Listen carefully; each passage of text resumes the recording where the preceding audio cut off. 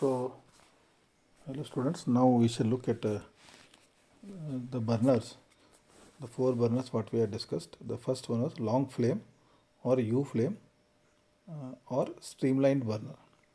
Now you can see the long flame burner sketch given here. The burner is placed such that it produces a long U-shaped flame.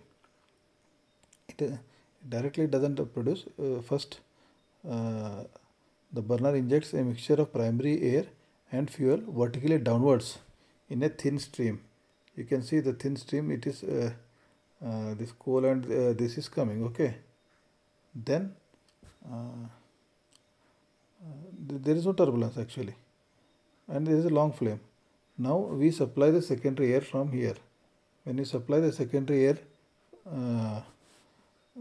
at right angles to the flame, this provides the necessary turbulence and mixing of the fuel and air so that proper combustion and rapid combustion happens. Apart from this, there is a tertiary air also. You can see tertiary air also is supplied around the burner for better mixing of the fuel with air. In this burner, due to long flame travel, high volatile coals can be burnt easily. Velocity of the air fuel mixture at the burner tip is around 25 meters per second. So this long flame burner, it has got three types of air supply. First is coal and primary air comes. Okay, so the long flame comes. But now to bend it in the U form, there is secondary air which is supplied at right angles. So because of this air, there is a turbulence and there is a bend in the flame. And for furthermore better combustion, tertiary air is also supplied. So this was about long flame burner. Now we shall look at short flame or turbulent burner. Okay. Now here you can see the schematic arrangement in the sketch. The burners are generally built into the furnace walls. Okay. You can see the furnace is written there, and on the wall only the burner is fitted, so that the flame is projected horizontally into the furnace. The primary air and fuel mixture are combined with the secondary air at the burner periphery before entry into the furnace, as shown in the figure. You can see primary air, coal and primary air is entering. Secondary air is coming in the annulus, okay, in the periphery, and then it enters the furnace. The burner gives out turbulent mixture which burns rapidly and combustion is completed within a short distance. Here the turbulent mixture is there and there is a rapid combustion at a very short distance. The flame is not long here now. Therefore, the combustion rates are high. The velocity of the mixture of the burner tip is around 50 meters per second. So in long travel it was 25, but here it double, 50 meters per second. In short burners, the bituminous coal can be burnt easily. Modern high capacity power plants use such burners. So as I was telling, this modern high capacity boilers, power plants like 250 megawatt, 500 megawatt plants, they use this kind of burner, short burner.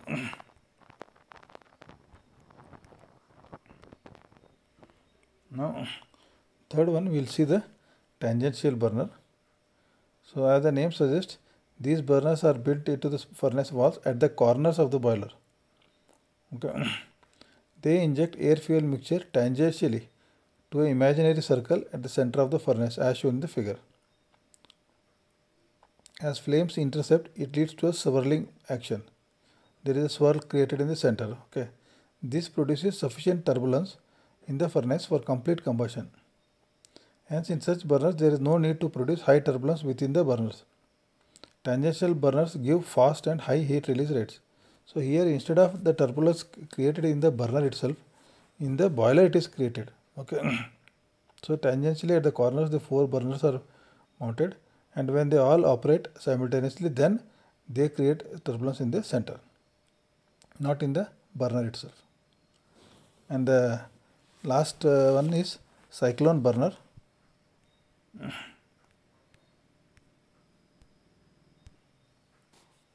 The last burner is a cyclone burner. This is a very special burner. Like here, it is not totally pulverized into small powder. The burner burns the coal particles in suspension, thus avoiding fly ash problems, which is common in other types of burners. This burner uses crushed coal around 5 to 6 mm size, okay, instead of pulverized coal. So you don't require a pulverizing unit with this burner. The burner can easily burn low grade coal with high ash and moisture content. So you can see here the cyclone burner consists of a horizontal cylinder of about 3 meters diameter and about 4 meters length. The cylinder wall is water cooled, while inside surface is lined with chrome ore. The horizontal axis of the burner is slightly inclined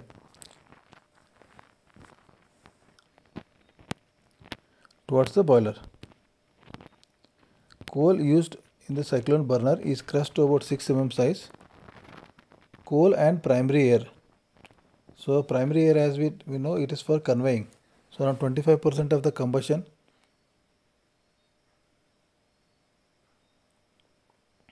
or secondary air.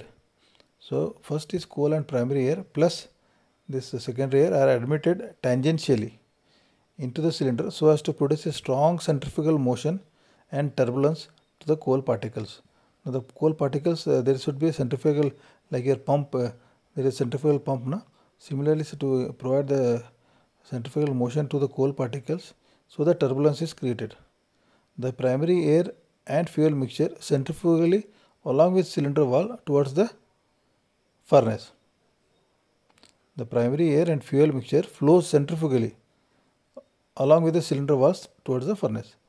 From the top of the burner, secondary air is also admitted tangentially. You can see in the diagram, secondary air is also admitted tangentially from the top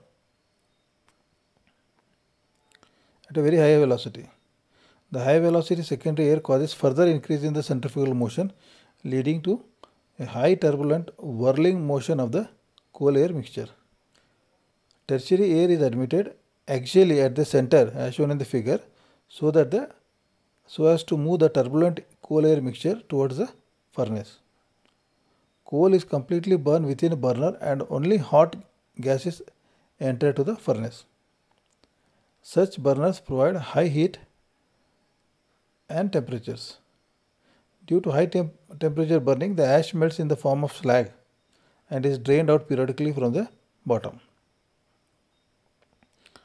Now you can see here, again just go through this, the coal and primary air is coming from the top and the secondary air is supplied again, and then there is tertiary air also, but in this case it is not the pulverized coal but around 5 to 6 mm, means quarter inch size coal particles are there which are used, and so thus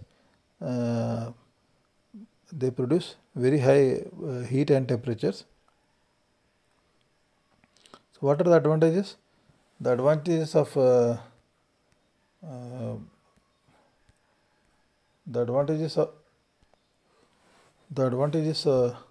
of cyclone burner, it decreases the pulverization cost.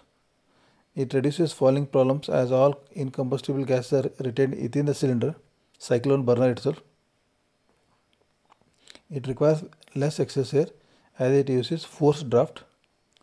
Fly ash problem is reduced to a great extent and low grade fuels can be used. In the disadvantage is it requires high pressure draft and consumes high power, and it produces oxides of nitrogen which creates atmospheric pollution. See here, because it produces high heat and high temperatures, at high temperatures what happens, this nitrogen actually is nascent, it doesn't react, but at high temperature nitrogen reacts and it becomes oxides of nitrogen which is a pollutant.